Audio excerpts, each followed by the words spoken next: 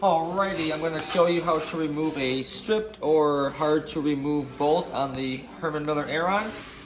And this will work only for one side of the bolt. If you have the other one off and the other three bolts removed, this is kind of going to be the process to get the stripped bolt removed.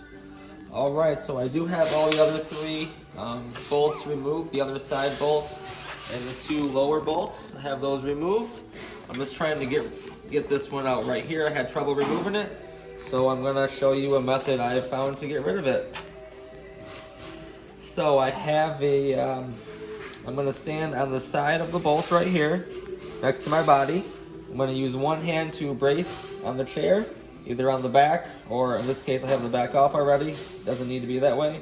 Hold on to the chair with one hand, grab the frame with the other, and I'm just going to pull back and yank until you feel the bolt actually break and you're able to remove the seat.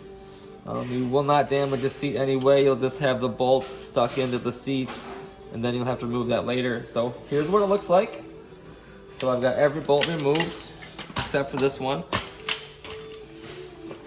Ready? I'm just going to grab right here, brace myself, and pull up.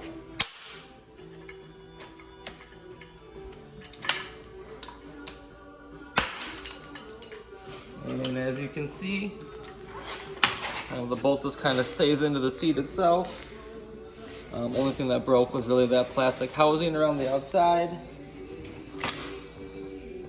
Nothing crazy, just some plastic pieces here.